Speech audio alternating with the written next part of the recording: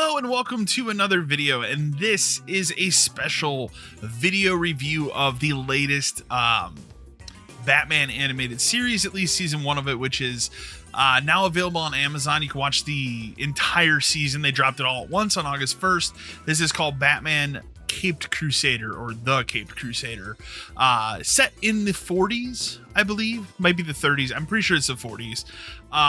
This thing has been kind of kicking around for a while. I think it was originally announced in 2021. It was originally going to be on HBO Max, and then HBO dropped it. Amazon kind of swooped in and picked it up.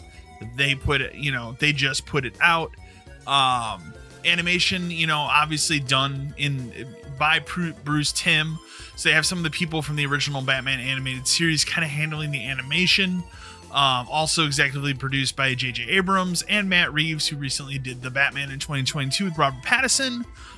This thing, overall, I'll just say up front, I really enjoyed it. I do have some problems, some gripes we'll get into here, more or less when we get into maybe spoiler territory about the show. But overall, I really enjoyed it. I think the important takeaways here that the animation is top notch. Probably, I would argue, the best Batman animation we've seen probably since the animated series, or like Batman Beyond, maybe, or like the Bruce Timm era. We've had these DC animated movies and they've been fine too, but this really harkens back to the look and the feel. It is definitely a more darker, more PG-13. Also, interestingly enough, not afraid to kind of jump into the supernatural a bit, which I appreciate, because that's a side of Batman that I feel a lot of shows, you're probably never going to see it in a movie, but a lot of the shows, a lot of the animation stuff, they tend to steer clear from that aspect of Batman. And there are not one but 2 episodes here that are dedicated to kind of a supernatural tone, which I appreciated as well. And I think that's a cool thing. I think honestly, for me, the stand-up performances, the guy voicing Batman, hopefully I don't butcher his name, Hamish Linklater. Fantastic performance as Batman. I thought he was fantastic. He does a little bit early on in the early episodes, maybe there's a little bit of the Bruce Wayne, but he does finally get kind of a balance by like the 3rd episode of like, okay, this is Bruce Wayne, okay, this is Batman, and he does a good job with the duality of that role and the voice work, because you don't want a Batman and a Bruce Wayne that sound the same. That just would be silly. So he does a fantastic job here. And then I also have to point out Jason Watkins, who's the voice of Alfred here. Phenomenal job. Probably one of the highlights of the show. And in terms of animation and kind of looks, some of the characters have kind of been redone to look like 1940s. I know some people out there don't care for Alfred's look. I think he looks fine. He definitely looks fitting of a butler in the 1940s, so it didn't bother me at all. But I understand why some people are like, I don't really care for the look of that. So, but I thought he was fine. You have some other heavy hitters here. You have Diedrich Bader, who obviously was the voice of Batman in The Brave and the Bold. This time he takes on the voice of Harvey Dent. I think he does a fantastic job.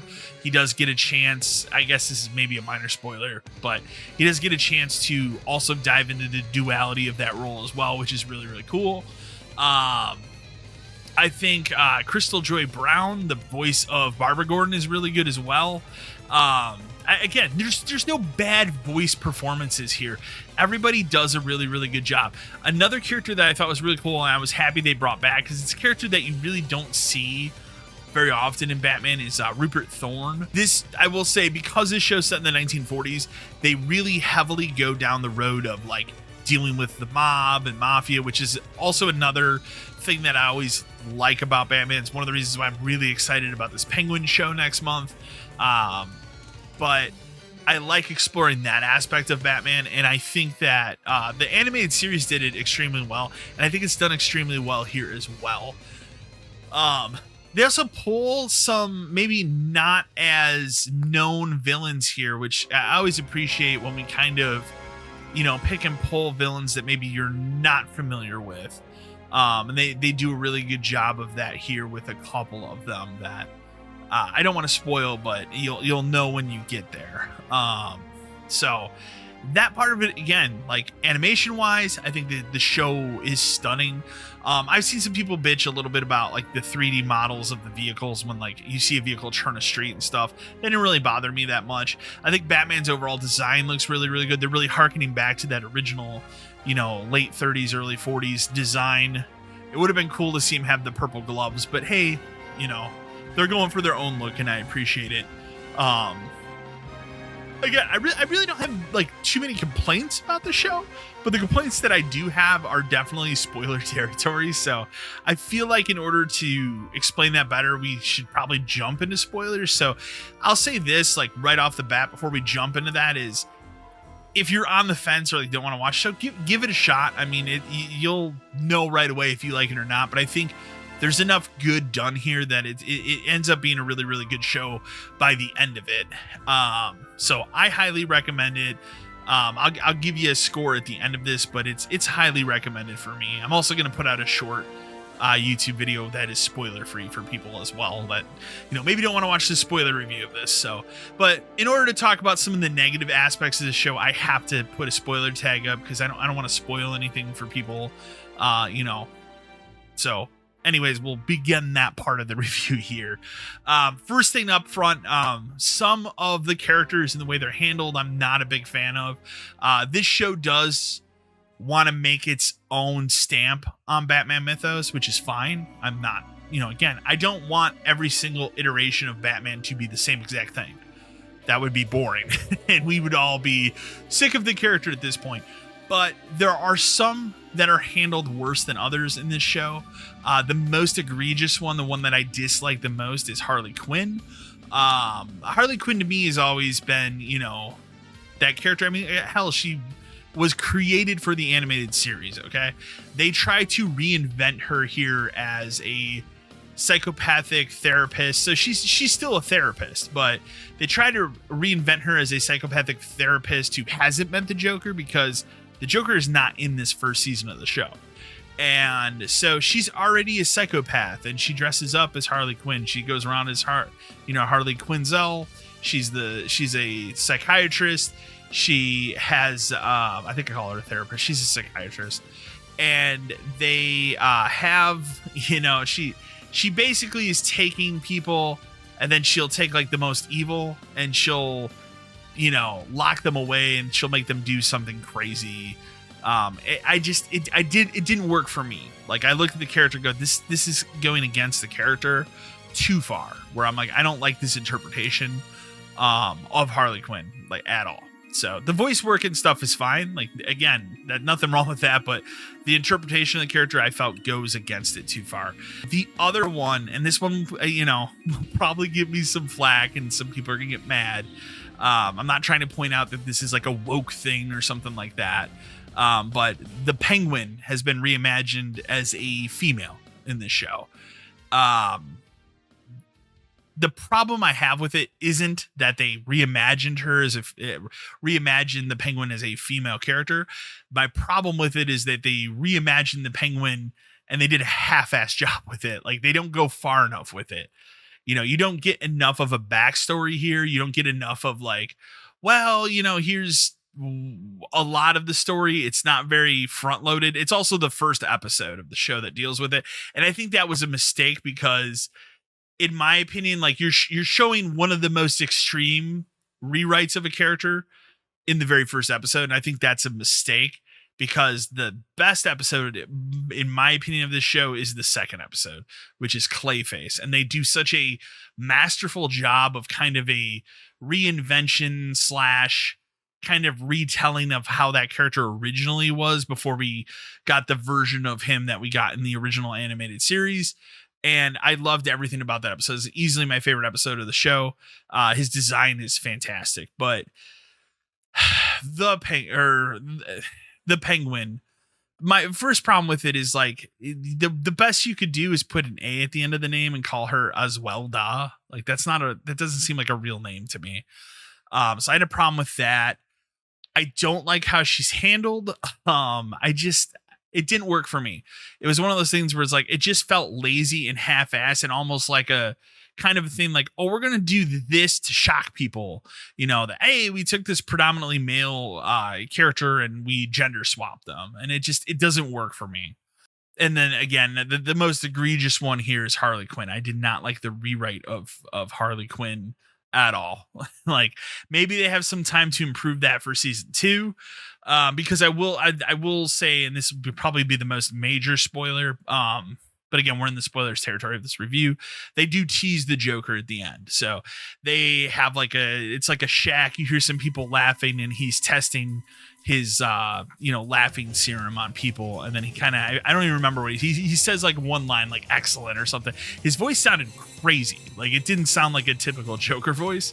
So I'm very curious to see what their interpretation of the Joker is here. Because my fear seeing Harley Quinn already be Harley Quinn is they're going to try and flip it and maybe have her be the one that makes him crazy, which I don't know if that's going to work or not.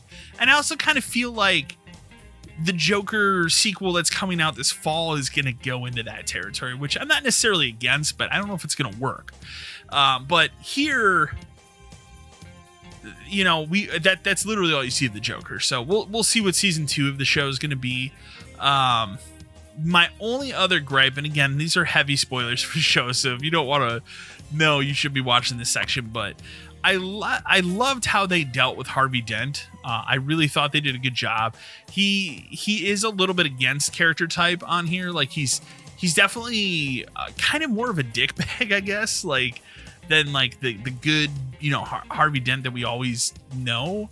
But I do like the duality of him when he finally gets, spoiler, he gets the acid on his face and becomes Two-Face. My problem with it is they do the same thing that the Dark Knight does, which is they just fucking kill him at the end of the end of the last episode of this first season, and he's dead. And then you get this scene, and I've seen people complain about this online. You get a scene where Batman shoots a gun, and he shoots it out of frustration around this guy's head, because basically what happens is, like, he's not fast enough to stop this guy from killing Harvey Dent or Two-Face. And so when he gets down there, he gets so pissed off, he picks up the gun and points at this guy, and the guy's like, "You'll never do it." And you hear him fire like 6 shots, and you're like, "Oh fuck, he actually killed somebody." It was like one of those, like, oh boy, I understand why people don't like this. And then when they pan back, he literally shot all the way around this dude's head. And then he gets pissed and he fucking throws the gun in the river because they're by the docks. It didn't bother me because it showed his frustration. Like, he literally just saw like arguably one of his best friends just get shot in front of him, like his parents were. So, like, the idea of him picking up a gun and shooting it in frustration but not killing someone because he's frustrated that he won't do that, still to me is Batman at the core of the character. So it didn't bother me. But I see the arguments online. It's like, also, like, the people that complain about that, like, pick up a fucking comic book once in a while. Like, he's shot a gun before. Go read The Dark Knight Returns, for fuck's sake. He picks up a gun and shoots it in there. Not at somebody, but at a canister. Like, it's ridiculous. I get tired of the notion of, like, oh, you should never pick up a gun. Like, he's never fired it at somebody intentionally in, like, a mainstream, like, yeah, there are Elseworld stories. I mean, fucking look at Zack Snyder's, Murderverse, where that version of Batman was killing everybody at one point. But again, that was an Elseworld story. So that pretty much covers, like, the spoilers and, like, the negative things about it. But none of it took me out of the show enough that I was like, I don't care for this. Like, maybe the Harley Quinn episode, that for me, that was the low point of the season.